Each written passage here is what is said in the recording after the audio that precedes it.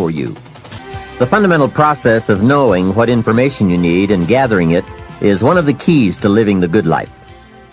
Some of the best advice Mr. Schoaf gave me in those early years was why and how to study. That's a key word for life change, study. If you wish to be successful, study success.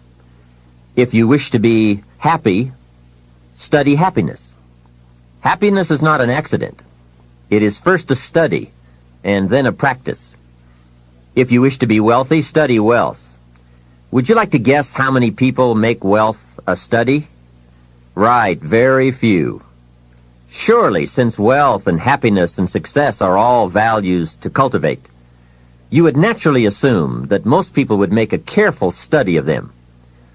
Why they do not is yet another example of those aspects of life that fall into the category of mysteries of the mind. Remember, major keys to your better future are going to be ideas and information.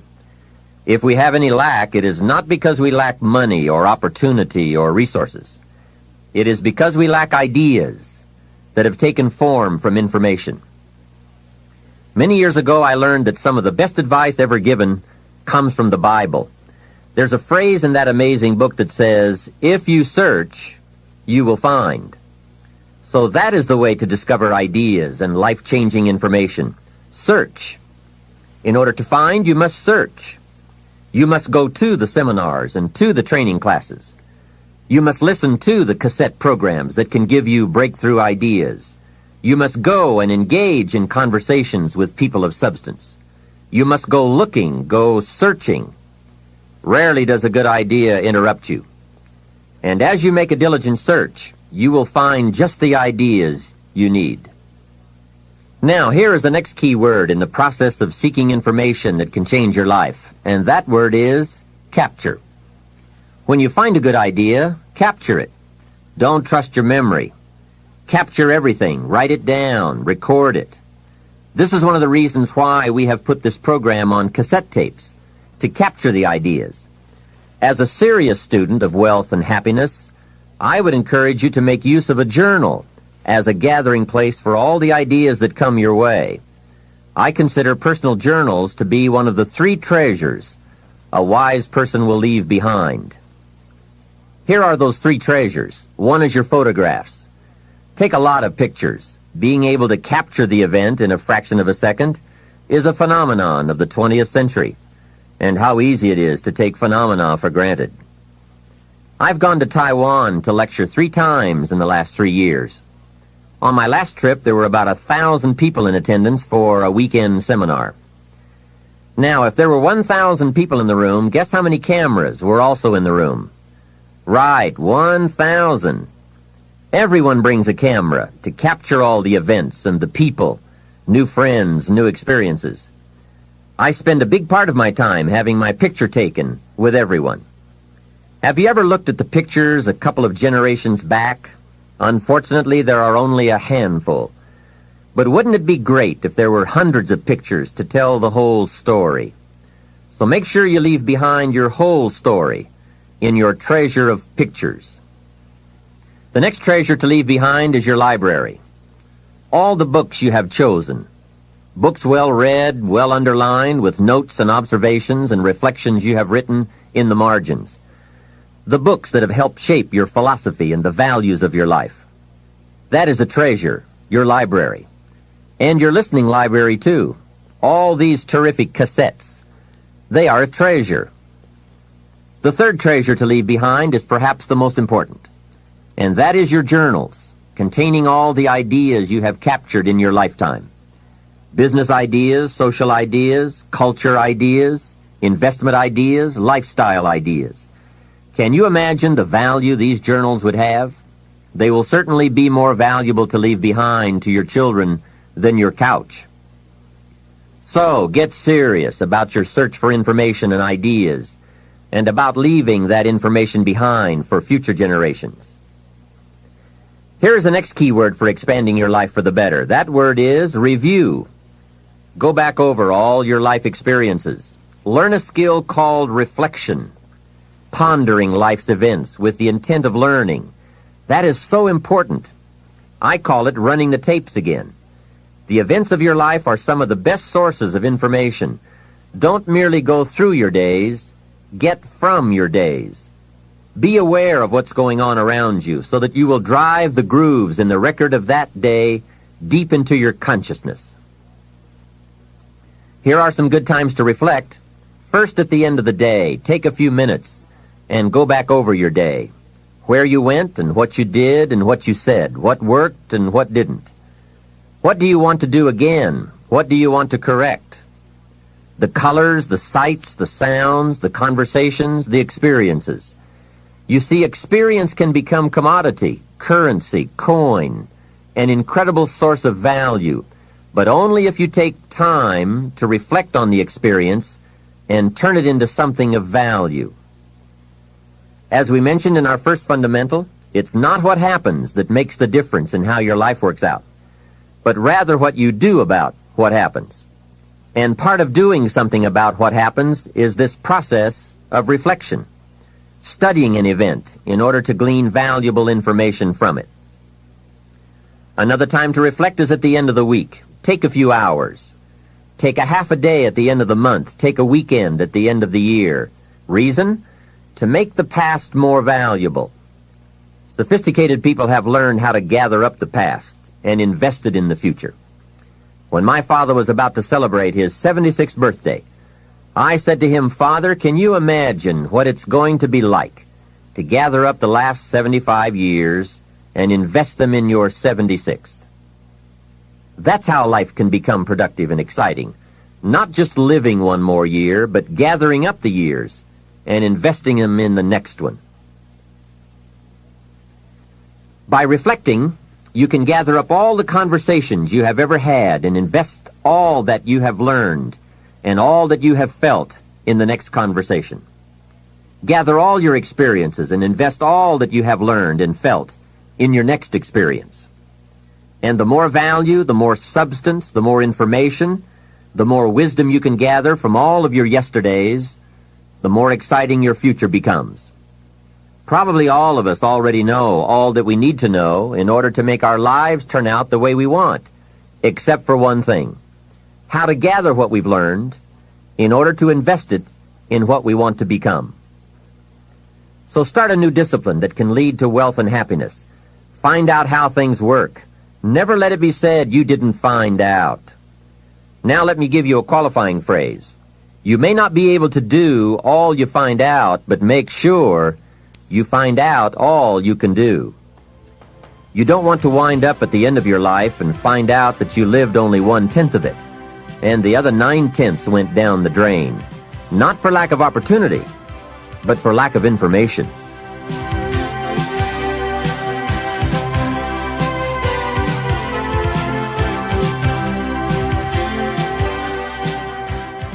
Let me share with you two of the best sources of information available.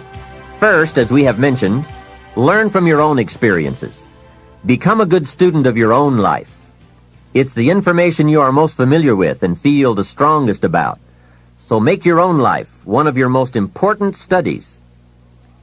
And in studying your own life, be sure to study the negative as well as the positive, your failures as well as your successes.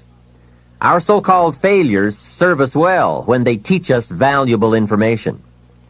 They're frequently better teachers than our successes. One of the ways we learn how to do something right is simply by doing it wrong. Doing it wrong is a great school for learning. Now I would suggest that you not take too long. If you've done it wrong for 10 years, I wouldn't suggest another 10. But what a close at hand and emotionally impactful way to learn from your own experiences. When I met Mr. Schoaf, I had been working 6 years.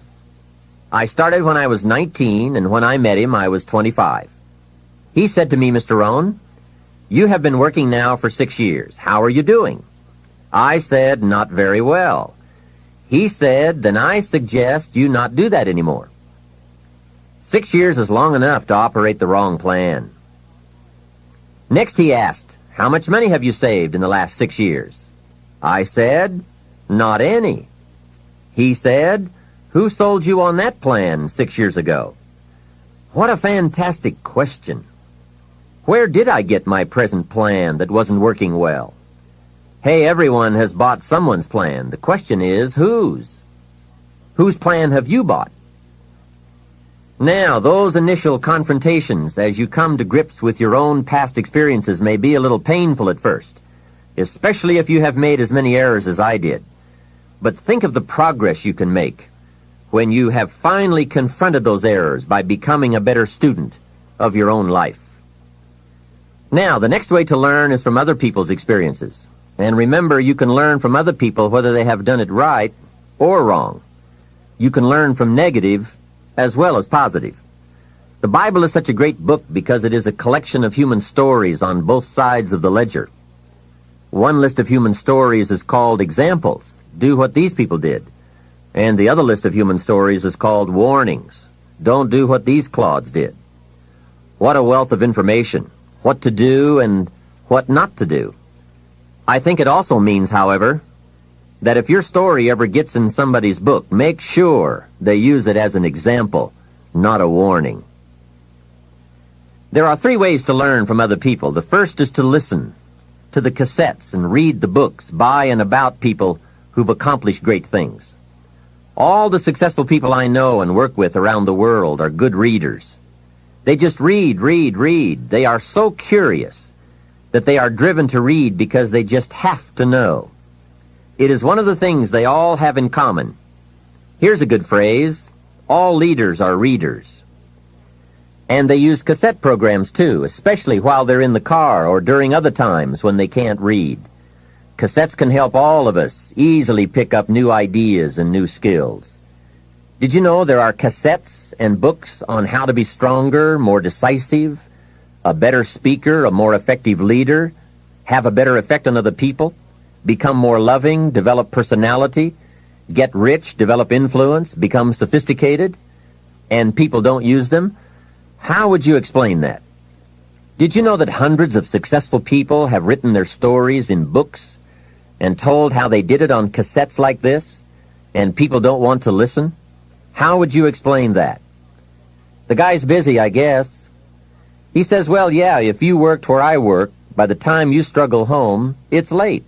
You've got to have a bite to eat, watch a little TV, and get to bed. You can't stay up half the night and read. And this is the guy that's behind on his bills. He's a good worker, hard worker, sincere. But remember, you can be sincere and work hard all your life and wind up broke, confused, and embarrassed. You've got to be better than a good worker. You've got to be a good reader, a good listener. At least he could hear a good cassette on the way home, right? Now, you don't have to read or listen to educational cassettes half the night. Although if you're broke, it's a good place to start. But here is all I ask, just 30 minutes a day. That's all. Stretch it to an hour if you can, but at least 30 minutes. Half rich isn't bad. 30 minutes. Hear or read something challenging, something instructional, at least 30 minutes a day. And here's the next key. Every day. Don't miss. Miss a meal, but not your 30 minutes. Hey, you can get along without some meals, but you can't get along without some ideas, examples, and inspiration. There's a Bible phrase that says, humans cannot live on bread alone, or food alone. It says the next most important thing to bread is words. Words nourish the mind. Words nourish the soul. Humans have to have food and words to be healthy and prosperous. Make sure you have a good diet of words every day. I told my staff one day, some people read so little they have rickets of the mind. And also remember to properly feed the mind, you must have good balance. Don't just read or listen to the easy stuff. You can't live on mental candy. Here is a thought. Why not call good books and cassettes tapping the treasure of ideas? That's it. Tapping the treasure of ideas, like you're doing with this program. And if somebody's got a good excuse for not tapping the treasure of ideas for at least 30 minutes every day, or spending the money and getting the books and cassettes, I'd like to hear it. Some excuses you wouldn't believe. I say, John, I've got this gold mine. I've got so much gold, I don't know what to do with it all. Come on over and dig. John says, I don't have a shovel. I say, well, John, get you one. He says, do you know what they want for shovels? Hey, invest the money. Get the cassettes and books. The best money you can spend is money invested in your self-education. Don't shortchange yourself when it comes to investing in your own better future. Mr. Shoaff got me started on my library when I first met him. He said to me, become self-educated. Standard education will get you standard results. Check those numbers and see if that's what you want. And if it isn't, if you want something better than standard, you must become self-educated. So I went to work on my library, and I now have one of the best. Shoaff recommended a couple of books in particular to get me started. Now, I had a Bible, that's 66 books, so that was a pretty good start, and my parents saw to it that I had a good study of the Bible. But the first book Mr. Shoaff told me to get was the book Think and Grow Rich by Napoleon Hill. If you don't already have it, it's a great one to add to your library. Earl Nightingale has put it on cassette. The title should intrigue you, Think and Grow Rich. I read it several dozen times. Shoaff said repetition is the mother of skill. And if you could have seen my bank account at the time, you would have known I needed lots of that kind of repetition. Some of the ideas in that book made major changes in my life.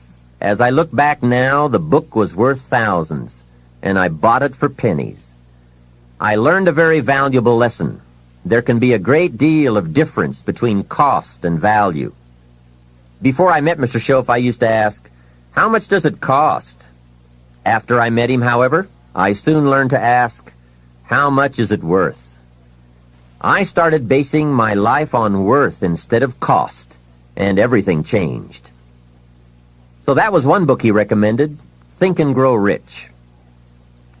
The next book he recommended I get was a book on nutrition. Shoaff said, study nutrition. Vitality plays an important part in doing well. Some people don't do well because they don't feel well. It's not that they're not intelligent. It's that they're ill. They don't have the fire and the vitality to do well. So he really got on me about nutrition. Now, some of those health books are a bit weird, but you can separate out the weird stuff. There are cassettes on nutrition, too. Remember, don't be a follower. Be a student. Someone says, I read this book. Should I follow? And the answer is no. Read at least 2 books and make up your own mind. Don't be a follower. Be a student.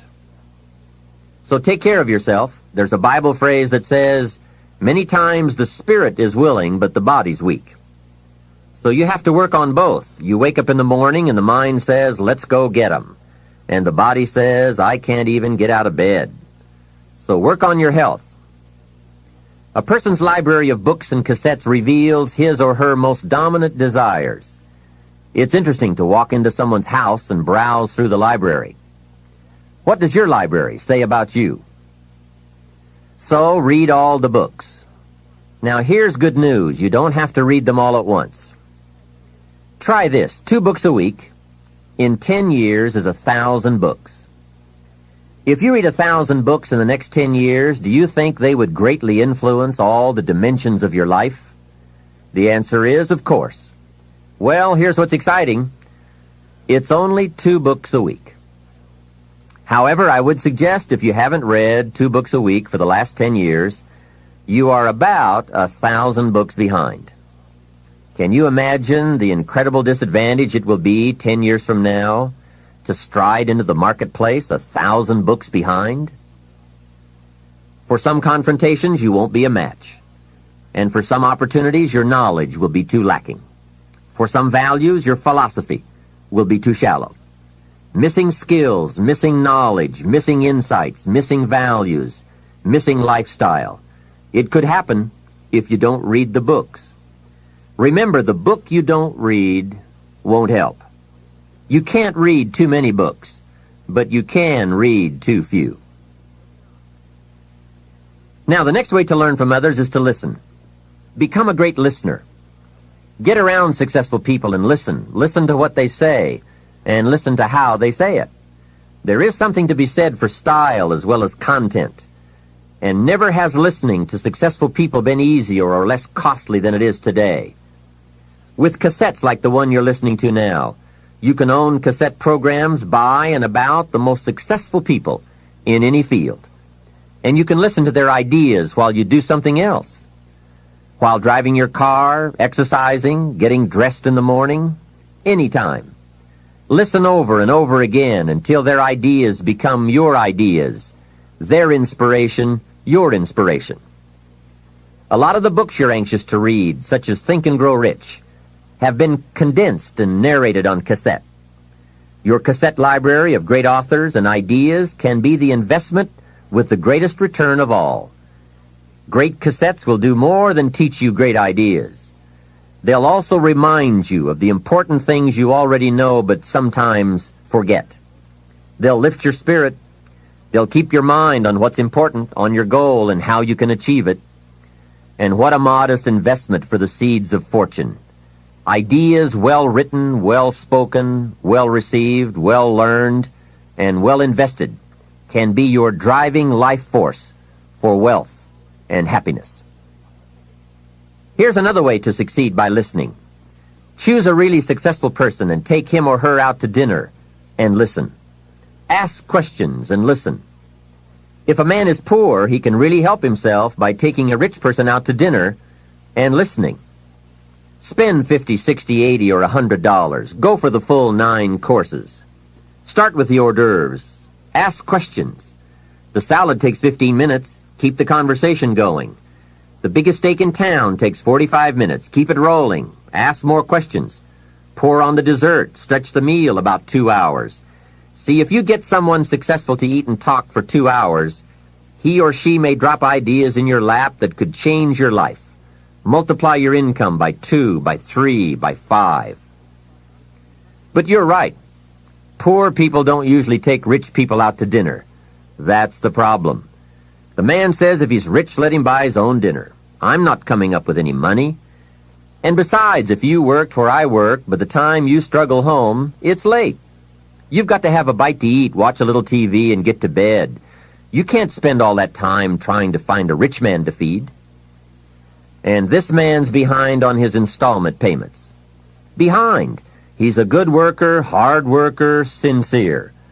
But remember, you can work hard and be sincere all your life and wind up broke and unhappy. You've got to be better than a good worker. You've got to be a good listener. The third way to learn from others is to observe. Watch what successful people do. Here's why. Success leaves clues. Watch how the man shakes hands. People who do well do certain things over and over and over. And if you're clever, you can pick them up. Don't miss anything that could help you change your life for the better. Be a careful observer.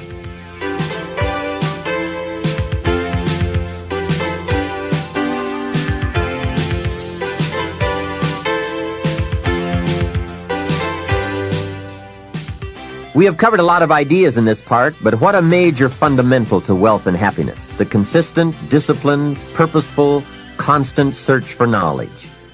It's where the life-changing ideas are. Pursue it with high expectations. Spend the money and time and the effort. They're all investments, time, effort, and money. But the payoff is so great, it's hard to compare the cost to the reward. First is the money, and it does take some money. I have a great suggestion for the cassettes and the books and the lectures, the seminars, and the videos you need for a constant flow of ideas and inspiration. Set up an educational fund. Take a portion of your income each month and set it aside to invest in all the means of the search for knowledge.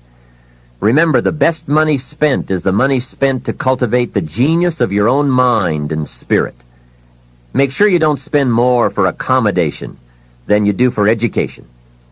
The money, small price. The promise, unlimited potential. Next is the time. That is a valuable expenditure. I understand that. To ask people for their money, that's one thing, but to ask them for their time, that's a major request. But I don't know any shortcuts to this. It takes time, precious time. The time you spend is that much less time you have to spend. You can get more money, but you can't get more time. However, Life has a unique way of rewarding high investment with high return. This major investment you're making now, listening, could be that small fine-tuning you need for major accomplishment. And last, the investment in effort. There is a great deal of difference in casual listening and serious listening. Listening to know, listening to learn, listening that opens up the whole mental and spiritual process is truly an investment in effort. Bringing heavy attention to bear, that takes effort. A mental rifle shot to strike the idea target. That takes a great deal of concentrated effort. However, this effort, high-gear mental machinery, is the effort investment that opens the floodgates where ideas can work their magic for you in the marketplace. So, I do not hesitate to ask you to spend in deliberate, consistent fashion the money and the time and the effort. It's an investment that turns on the lights, opens the windows, sharpens the focus, and starts turning wishes into pride and product, wealth, and happiness. Of all the assignments Mr. Shoaff gave me in those early days when we were working together, personal development was probably my most challenging. Some things he taught me I caught on to right away, and some things took longer than I want to admit. This one I've been working on all these years, and I'm certainly not finished. I guess it is a lifetime project, seeing what you can become. Personal development is truly the key to the good life. You see, what you become is far more important than what you get. The most important question to ask on the job is not, what am I getting? The most important question is, what am I becoming? However, it is also true that what you become directly influences what you get. Most of what we have attracted by the person we have become. So here's the great challenge of life. You can have more than you've got because you can become more than you are. That is the great focus of attention for life change. Now, on the other side of the coin it reads, unless you change how you are, you'll always have what you've got. I've discovered that income does not usually exceed personal development.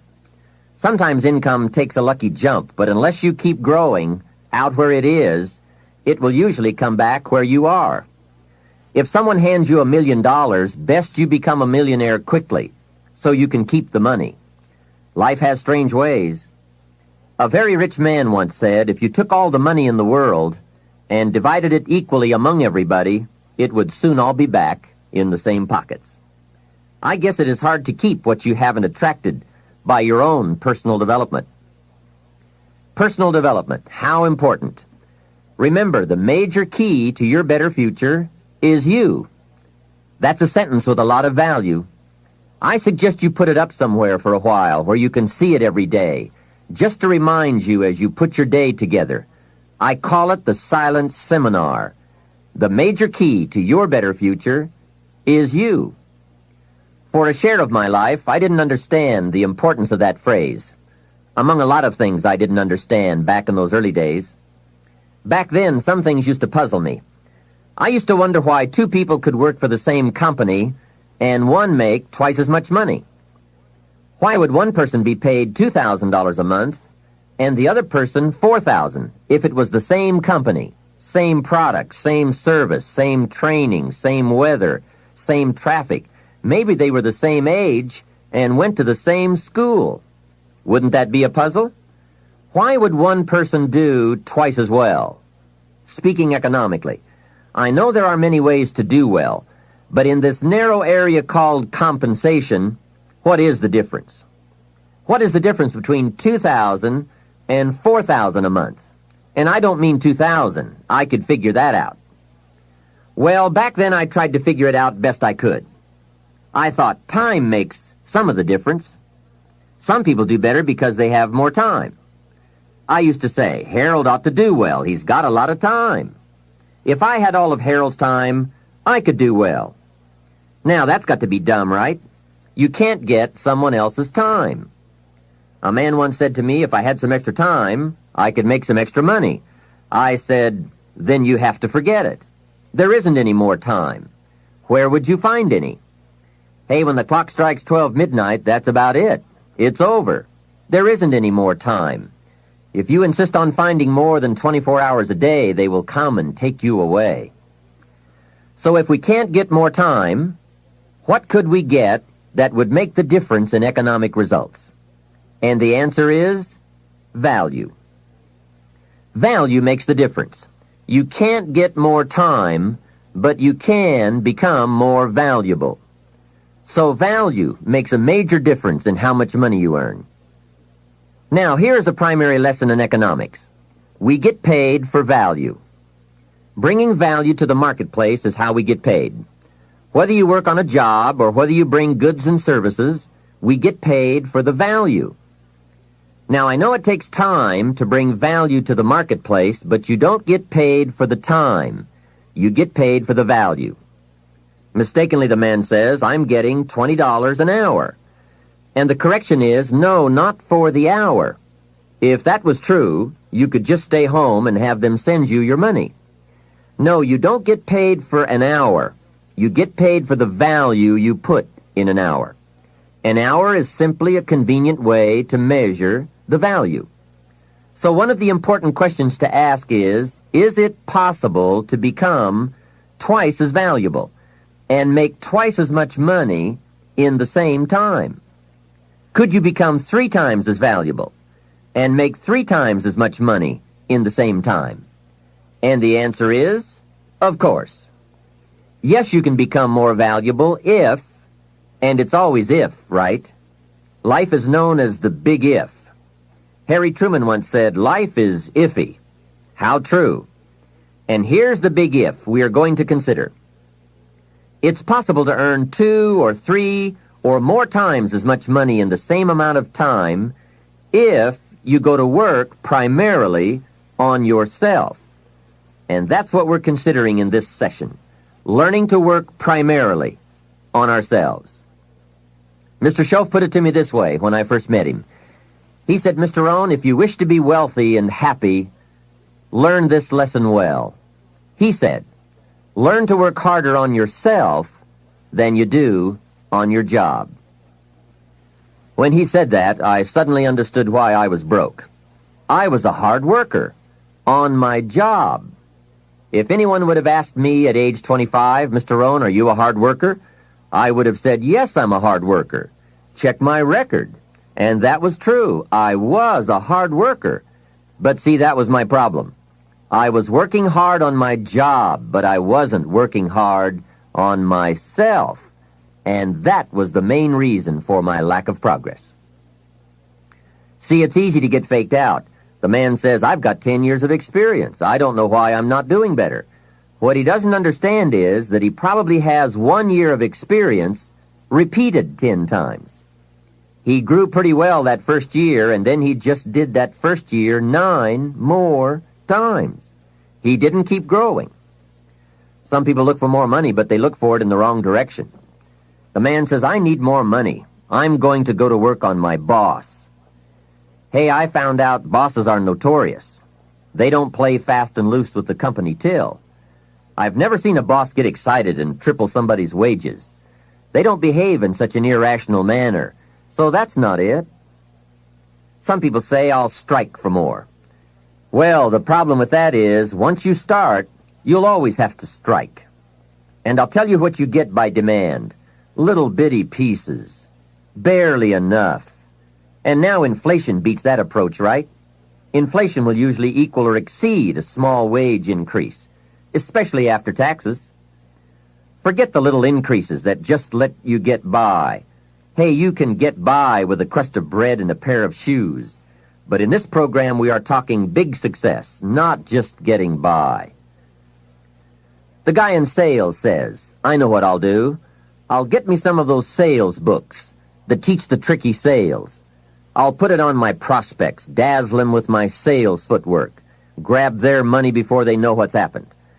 Well, you can try that, but my experience shows you wind up at the bottom of the economic ladder, not the top. See, it's not what you get by tricks that counts.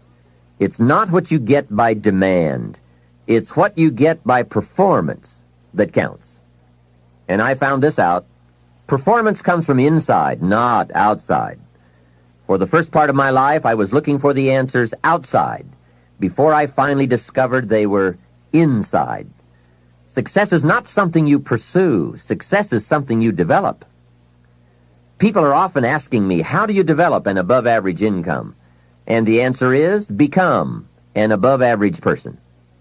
Develop an above-average handshake. Some people want to be successful, and they don't even work on their handshake. As easy as that would be to get started on, they let it slide. They don't understand. Develop an above-average smile. Develop an above-average intelligence. Develop an above-average interest in other people. Develop an above-average intensity to win. See, that will change everything. Probably one of the most frustrating experiences in life is looking for an above-average job with above-average pay without becoming an above-average person. It's called frustration. Mr. Shoaff one day gave me one of the most important statements of our entire association. I was giving him a rundown on how things hadn't worked out for me, and he said, "Mr. Rohn, I have an answer for you if you will listen carefully." And listen carefully I did that day and for the next 5 years. If someone is wealthy and happy, you've got to listen. He said, "Jim, I've only known you for a short time, but it is my honest opinion, for things to change for you, you've got to change." That was not quite the answer I was looking for, but that's the one he gave me. And now I bring it to you after pondering it all these years. For things to change for you, you've got to change, no matter what successes you've already achieved. Otherwise, it isn't going to change for you. Before I met Mr. Shoaff, I used to say, "I sure hope things will change." That seemed to be my only hope. If it wasn't going to change, I was in serious trouble. Then I found out it wasn't going to change, and I was in serious trouble. Hey, remember, it isn't going to change. Not long ago, I did a seminar for a group of oil company executives during their convention in Honolulu. Sitting around this conference table, one of them asked, "Mr. Rohn, you know some important people around the world. What do you think the next 10 years are going to be like?" I said, "Gentlemen, I do know the right people. I can tell you." So they all listened very carefully. I said, "Gentlemen, based on the people I know, and from the best of my own experience, I've concluded that in the coming 10 years, it's going to be about like it's always been." Aren't you glad you're listening? I don't share that with just everybody. Now, I said that to make a point, but I also said it because it's accurate. It's going to be about like it's always been. The tide comes in, and then what? It goes out. For 6,500 years that we know of, called recorded history, and probably long before that. So it's not likely to change. It gets light, and then what? It turns dark for 6,000 years. We are not to be startled by that now. If the sun goes down and the man says, "What's happened? What's happened?" Surely he just got here, I guess. Hey, it always goes down about this time of day. In rotation, the next season after fall is winter. And pray tell, how often does winter follow fall? Every time, without fail, for 6,000 years that we know of. Now, some winters are long and some are short. Some are difficult and some are easy. But they always come right after fall. It isn't going to change. Sometimes you can figure it out. Sometimes there's no way to figure it out. Sometimes it goes well. Sometimes it gets in a knot. Sometimes it sails along. Sometimes it gets in reverse. See, that's not going to change. The last 6,000 years reads like this: opportunity mixed with difficulty. That's how it reads. It isn't going to change. The man says, "Well, then how will my life change?" And the answer is, when you change. Whether I'm talking to high school kids or business executives, my message is always the same. The only way it gets better for you is when you get better. Better is not something you wish. Better is something you become.